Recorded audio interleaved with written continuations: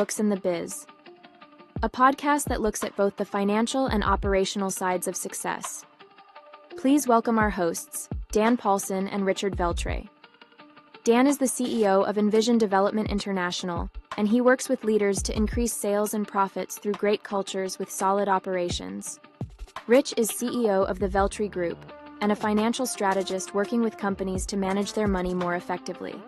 Now on to the podcast. Thank you, Alice. Welcome to Books in the Biz. I am here with my good friend Rich Veltre. Rich, how are you doing today?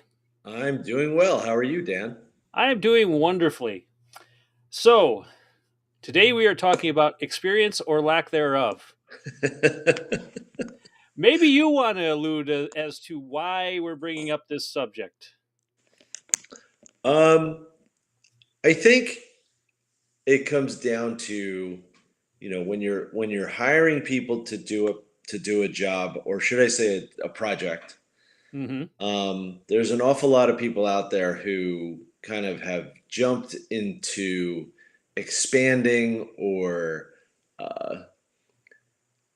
writing on their resume the next level. Like they have the experience to be the next level than what they are. And so what winds up happening is if you're a larger firm and you go and you hire someone, you don't necessarily find out very quickly that that person doesn't know what they're doing. So I think it comes down to the firm that's hiring for the project doesn't want to hire someone that they have to teach. And then they're finding out very quickly that they're in that position anyway, that they have to teach the next person to do that project. Or you're paying someone for the hourly rate to have that person, learning, and you just don't know that they're learning. You think they're doing what they've done in the past, but they turn out to be learning how to do it as they go. So problem is you wind up with a confidence problem. If you find it out during the project and they don't finish it or get it to the point where you have a good quality product at the end, then you paid for something and then you don't have the confidence that it's done right, or that the number can be relied on, or the end result can be relied on. So that's a good significant piece of, sort of why it's a problem, why it's becoming something we should talk about. Now I know when we talked about this in the past, I'll relate it to you a little bit more, because I think when we look at especially fractional work at C-level, it's more common to see a fractional CFO. Mm-hmm.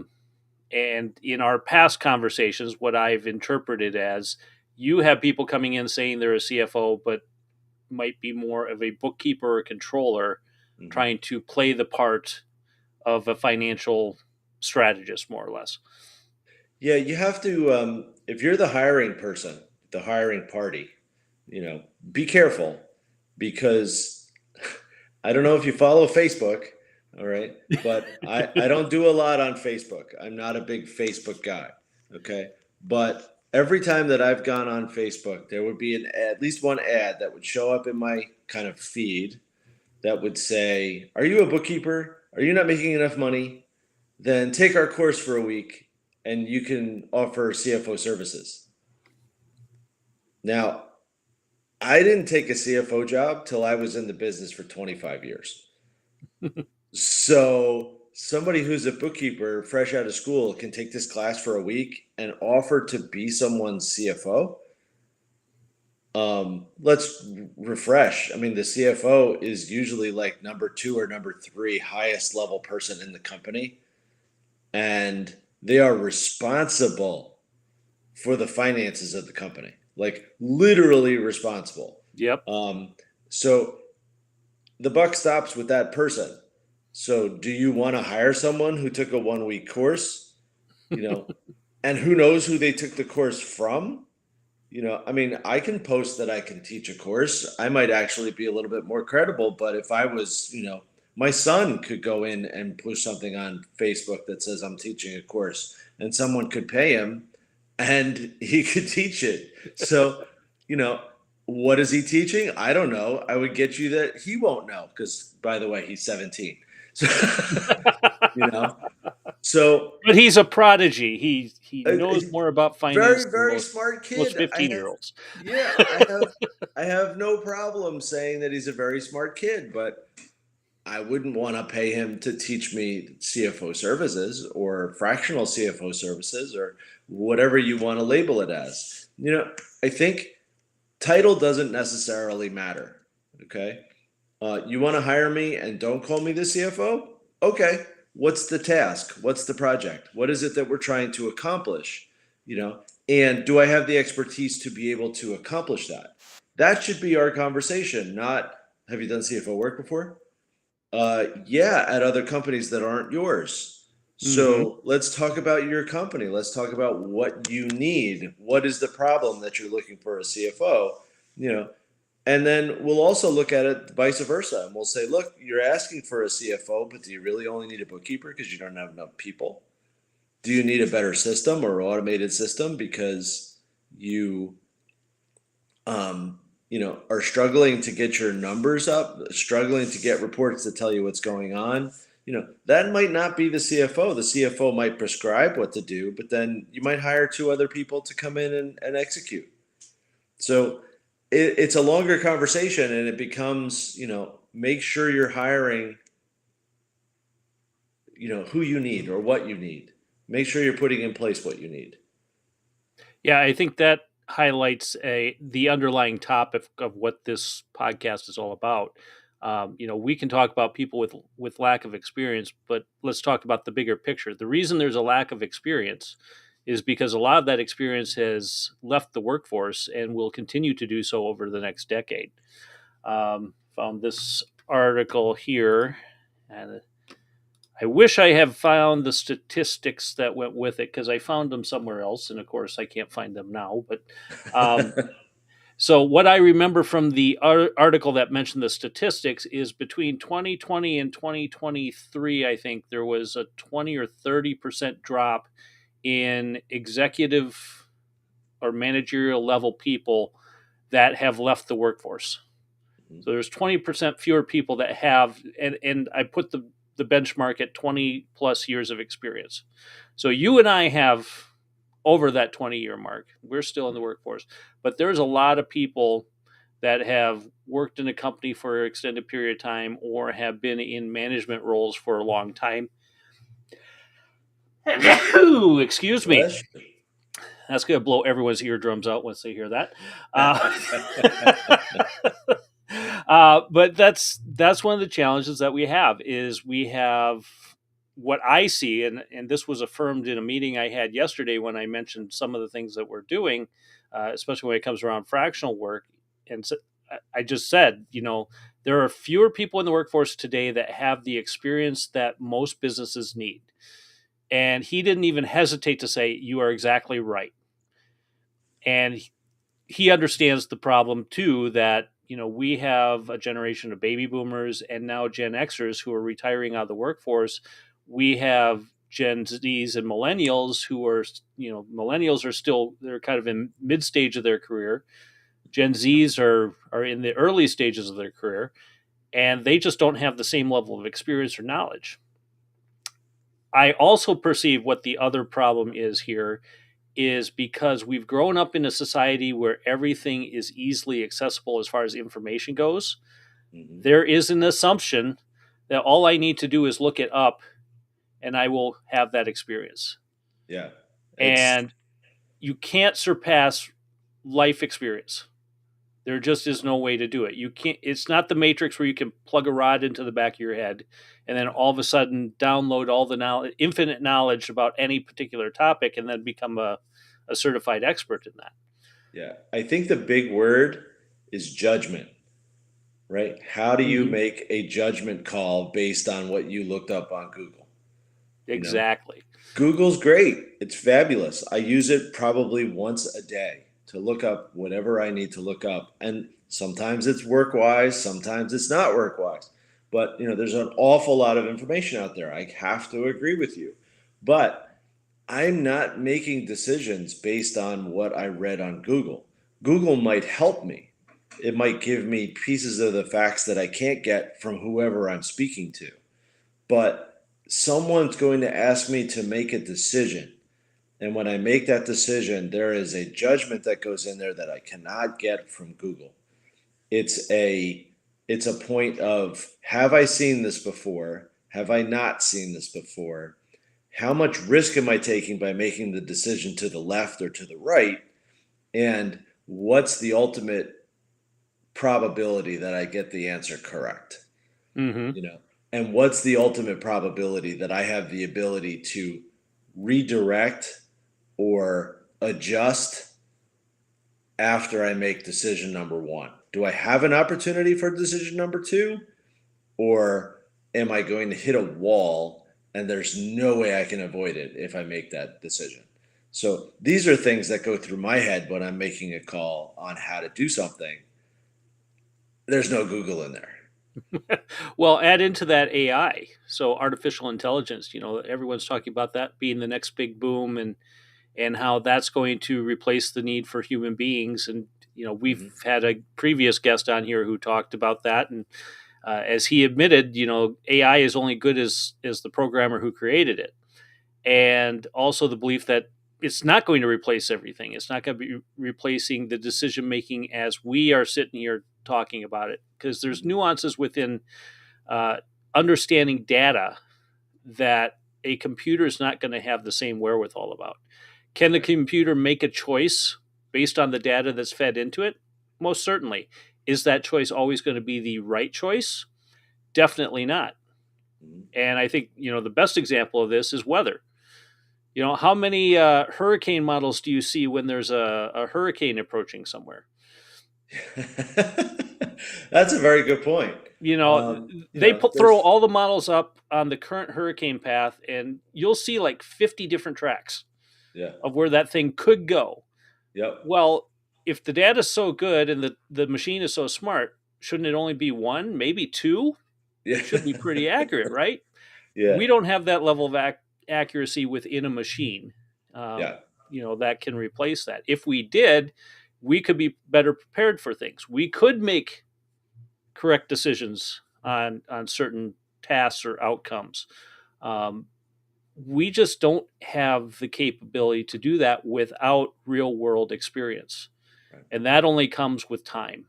Mm-hmm. And so far, we have not found a way to shortcut time, no matter how much we believe. That 1 week course, while that might help you in some areas, you still then have to do the job for years upon years upon years to understand how what you learned actually produces the outcomes you want, and what levers you have to pull to get there. Yeah. Um, I like the analogy all the time of, the water under the bridge. I mean, it's going to Mm-hmm. keep going, right? It just keeps Yep. going. So you don't always know every factor. So if you're riding on that wave of water, like, you have to be able to think quickly. And if you're out on the wave of water, there's no computer to even look it up. But like you said, the computer's only got what it's been fed. So if the water has always gone down this path every single time, every time the waves have gone up, every time the level of water has gone up, it's always gone down this path. Well, what happens when it doesn't? What happens when it turns and it goes down a different path? Now the computer's going to be sitting there going, I don't know, you know? So, Well, so what do and there's you do? yeah, there's such minuscule changes that happen, and this is true in leadership. It's real easy to black and white say, well, if X happens, do Y. Well, the problem with X happening is there's also A, B, C, and D going on at the same time, and you've got Right. 50 people involved in it, and they're all doing different stuff, which adjusts that outcome microscopically, Yeah. incrementally, if you will. And you cannot predict that with the machine. However, the human mind, because it's more observational and it can utilize past experience to determine future results, Mhm. can take that information it sees and says, oh, this is happening. I need to adjust here. I need to Yep. delegate there. We need to change something in order to get a different outcome. Yeah. Is it perfect 100% of the time? No, not even No. close. But you take somebody with 10, 20, 30 years of experience, they're way different than somebody who has 3 to 5, who now, as we have found out, are filling positions I'll say, in some ways above their pay grade. Mhm. Because I think you even mentioned this, that there are certain people that are falling into a title, and it was good of you Yeah. to bring up, it's not always the title you need, it's what level of experience or what skill sets. But people are falling into a title at a higher pay grade, but they don't have necessarily the experience that in the past it would have taken to fill that title. Yeah. There's countless times that I've had that conversation where, despite the CFO title, the conversations around accounting, which leads me to lean back on my CPA experience at the beginning of my career more so than now.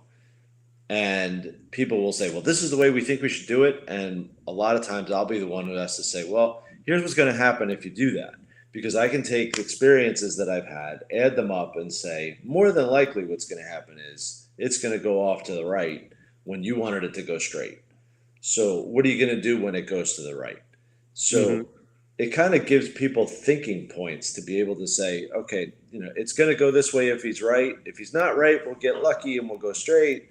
But this will lean us to the right, and what will happen that we can get back on that path, because it's fluent, right? I mean, it Mm-hmm. really has to be fluent that things are going to happen. It's not just, well, for the next 6 months it's going to be on this road, so I'm going to go sit in the pool and have a couple of margaritas because I just know at the end of that 6 months it's going to be right where I said it was. No, not necessarily, because you don't know all the other factors that are coming in and hitting the path, the hitting where you're trying to get to. So you going and sitting in the pool drinking margaritas, good for you, but you better enjoy that 6 months, because at the end it's going to be more likely not where you thought it was than where it is. So I think the fluency of it has to be a part of what is going on. People, you need to hire someone who's able to kind of grasp where you're trying to get to, and push things in the right direction. It's not going to be perfect, and you need somebody there that will allow for it to give a little bit, and that way they just keep it within certain parameters, as opposed to um, just assuming that it's on one finite and very fine straight line. um, and you can apply that to anything. It doesn't have to just be numbers. That's the way I speak. So I kind of Sure. spit out the fact that it's about the numbers. Will the numbers be there? But you could do it on anything else, on a process, on it eventually any process goes off the line, then it affects me. Because if it goes left or right, there's a parameter of how much extra money did it cost me because I went off the path. But you know, I think you can apply it to just about anything. Yeah, it is with pretty much anything in the organization. That's why, these, as we start talking about more companies doing more fractional work, how do you know you got the right fit? How do you know this person can do the job? Um, there's got to be a lot more metrics involved and a lot more accountability, especially for these folks who do want to sit on an island for 6 months and do whatever they're doing. They need to have a team around them that they can trust will do the job to the capabilities that they have, plus achieve the milestones that the company has set. Some companies have that very well, other companies not so much, which is why we tend to see owners sticking around maybe longer than they should, Right.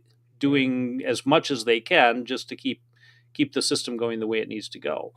Uh, it it just seems like that we're going to have to find a way to fill that talent gap here in the near future, and it's going to be with people who are probably retired or semi-retired that are actually in many ways coming back to project manage and coach the current levels of leadership up to get to the levels of experience that are needed in the organization.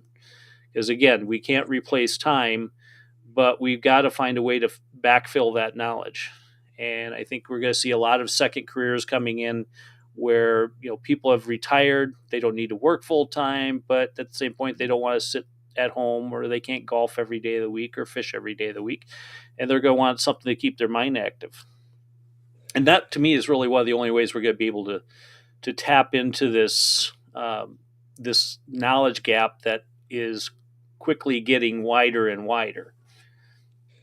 Yeah, I from experience, I would tell you that there are a lot of people kind of jumping into that fractional role. Um, as you mentioned, though, I think the ideal candidates are the ones who've been around. Hmm. So the people who are younger and kind of jumping into, well, I can work fractional. Okay, if you're thinking that fractional is just part time or just means part time, fractional really only works at the leadership level. Right. Um, you want a part-time job, go get a part-time job, but it's a job. You know, it's not a leadership position. If you're looking just to hire somebody part-time, it's probably not going to work out very well, um, because certain professions can't just be part-time. Right. If your company operates for 5 days a week, maybe longer if you have multiple shifts, then your operations and finance people can't really be just, well, I'll only be in on Mondays. The business is running for 6 days or 7 days a week. I'm not saying you have to work all seven, but a part-time job doesn't necessarily work at that level. A part-time job who's somebody who's just working on one shift 2 days a week, and then you fill the shift with a whole bunch of people doing the same job. That's a lot different than being a part-time leader. you Right. know so a part-time leader really winds up being someone who has the experience, who wants to be available a certain amount of time, you know, but it doesn't necessarily mean I'm only going to be there on Mondays. It Right. means that, you might get a couple hours here, a couple hours there, a couple hours on a different day or a different week, but it adds up to you being the guy that they can call when they have an issue and they need somebody to kind of understand the problem and lead them down that path that we're trying to keep them within the parameters. Yeah, you're really paying for experience. You're not paying for tasks, and I think that's another spot where the fractional work kind of gets itself into trouble. I've talked to a number of people in the past who have jumped into some sort of fractional role with the idea that this was the filler gap until they find their next gig. So Yeah. you've seen it, I've seen it. Either somebody gets let go from their job or they leave their job and they're like, okay, now I'm a consultant or I'm a so and so, and that lasts about 6 months, and then you find out they took another job. Right. So in a lot of ways, it's just filler. And Right. do you want somebody who's in it for the long haul or not? Especially when they don't have the level of experience, and that's where, to me, again, you need to look at what experience are you bringing into the organization, and that experience then has to be delegated to the current staff you have to do those tasks. Yeah. And that's I what gets think lost a lot of times. I think they're expecting whoever's coming in to do the tasks and not burden their employees with figuring it out. and that's fine as long as that's the agreement, right? Like, I Right. think I've had it once where there was a bigger company, maybe it was $100 million company. They had a CFO full time and called me up and said, we're trying to implement a specific um, accounting requirement that they had to actually have in place within the next 12 months. And he didn't have any time to do it. And he didn't have people with the expertise or with the ability to get it done. So he didn't have the bandwidth. So when I got the call, it didn't matter that, I could have stomped my feet and said, well, you're not hiring a CFO, so it's not good for me. Yep. It was fine. I had free bandwidth to do a little bit of extra. He called me up, said, this is what we're trying to accomplish. And I said, we can definitely do that. It'll be a 90-day project, and we'll do 3 milestones, and we'll know that this one, we'll go over it. And then at the end of the day, you'll have a schedule that'll actually tell you exactly how to post the entries you need to post within the system. And we did that. 90 days, we were done, you know, and he had what he needed.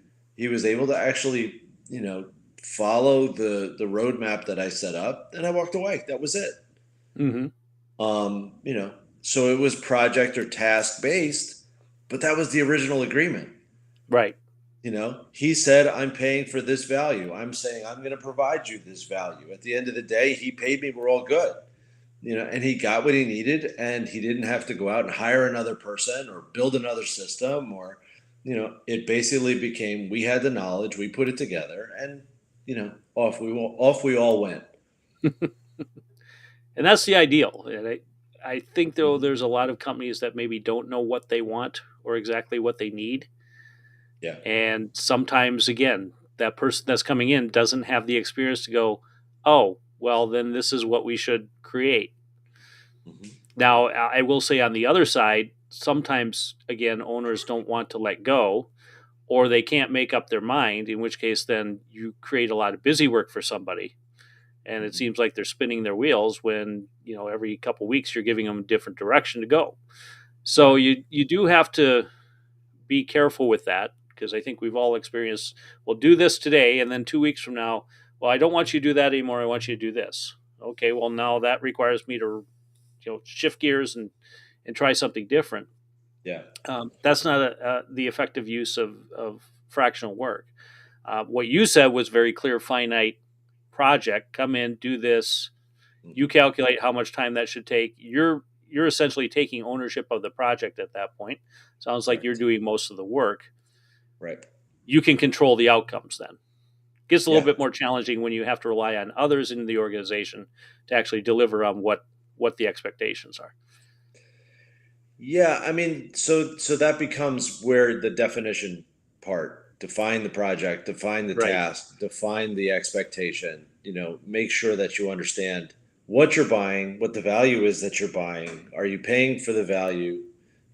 That way everybody's on the same page. And if that's the way you approach it, then I think you can actually get to the end where everyone's happy, or within reason very happy, right?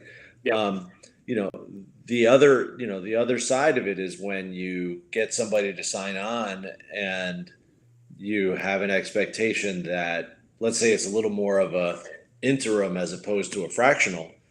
Mm-hmm. What you can wind up with at that point is, did you undersell the amount of work, or should I say, did you underbuy? you know, did you think, well, I'm going to bring one person in here and have that person fill in a gap, until we find someone for the permanent gap? Right. Um, then make sure that you've got it kind of laid out the right way. So if I'm the person who's hiring and I hire one guy, but I need 5 days, or I need, 5 people worth of work, and I only hire one, you're going to burn that guy out, because he's going to want to make you happy, and yet you don't necessarily care because you're worried about the guy that's going to come in after him. Yep. So the guy coming in that you're not really worried about is going to burn out. And the bigger question becomes, can that guy get anything accomplished in the number of months that it takes for you to get the next guy Right. in? Yeah. You know, if you tie his hands, he's not going to be able to do anything for you. And then you're just wasting your money. Maybe he can keep your, boat afloat, or, keep you from falling in a rabbit hole or whatever. He can kind of keep things moving until the new guy comes in. Then you're going to start over because you got to teach the new guy, or you have to listen to the new guy tell you all the things that he wants to change, even though the interim guy wanted to change things first. You know, so again, it all comes down to communication and understanding. This is what I'm asking you to do, and if you can't get it done, who's to blame? Is it Yep. is it because you underestimated it, or because he overestimated his time? You know, Yep.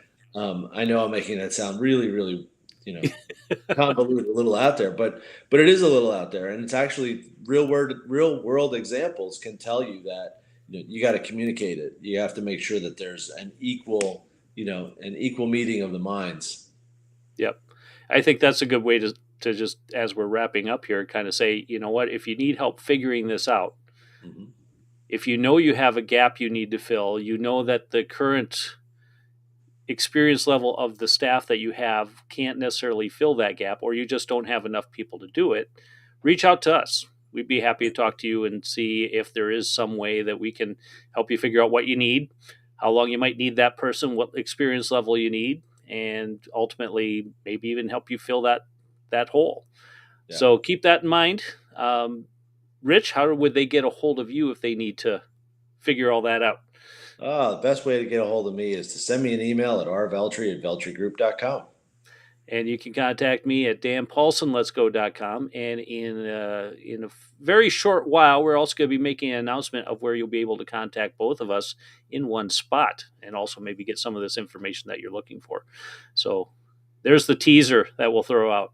In the Exciting. meantime, though, if you want to listen to more podcasts about this subject and many others, you can go to booksinbiz.com. That is BOOKS, letter N, BIZ.com. And Rich, we will see you on the next go around. Sounds good, Dan. All right. Take care.